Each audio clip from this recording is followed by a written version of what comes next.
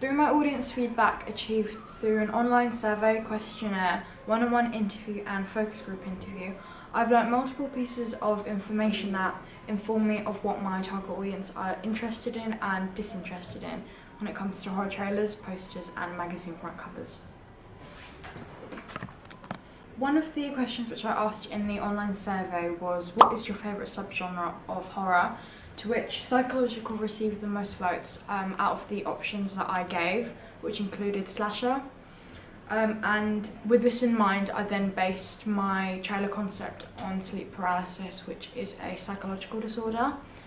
And as well as this, my target audience also told me from the online survey that a unique concept is what is most likely to attract them when it comes to upcoming horror movies.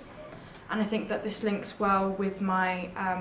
plot of sleep paralysis, because through my research into similar media texts, I found that there weren't very many existing movies on sleep paralysis already. And this ties in with the fact that a stereotypical plot is what my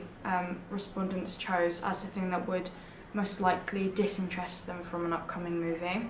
And this tells me that I need to avoid cliches, which I think I have achieved through the concept of sleep paralysis. As well as this, I also presented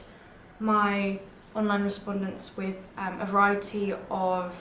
existing magazine front covers, and they chose this issue of Scream magazine as their favourite. And in the following question, I asked why this was the case, and two of the biggest contributing factors were the dominant image and colour scheme. And obviously this told me that when it came to creating my own magazine, I needed to have a good colour scheme in mind, and also be aware of the dominant image and how striking it needs to be, like the issue of Scream magazine. In regards to my focus group, their feedback ties in very closely to the data from my online survey. So for example, in the focus group, they told me that they would be disinterested from a plot that was too generic, and obviously this reiterates to me that I should avoid cliches, which I believe I have done.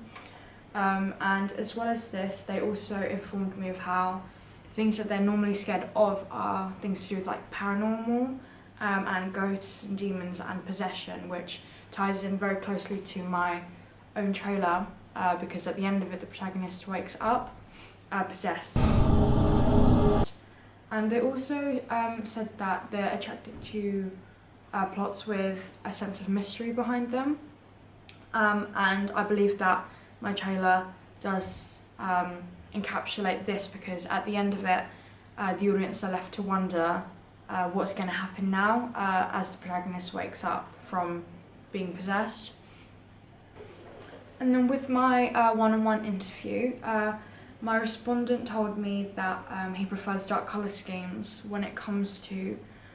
posters. He said that it has a more menacing, sinister kind of look, and I believe that I have copied this with my own because I have chosen a very dark background, which is black. Obviously, it has connotations with the horror genre because of darkness and evil. And he also told me that the dominant image is very important when it comes to constructing a magazine for both the poster and the magazine front cover, which I believe I have done by pasting, for example, with my magazine, the image of the protagonist from the trailer centrally, so that she is conveyed as the focal point of that issue. And when asked if he was disinterested from anything,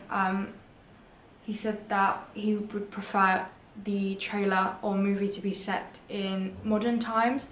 and I think that I've achieved this because my trailer shows the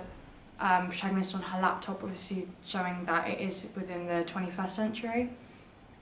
And he also said that he would personally avoid far-fetched plots, and I don't think mine is too far-fetched, because there is a sense of realism behind it, in that many people have actually encountered sleep paralysis before, so I think that it is realistic in that sense.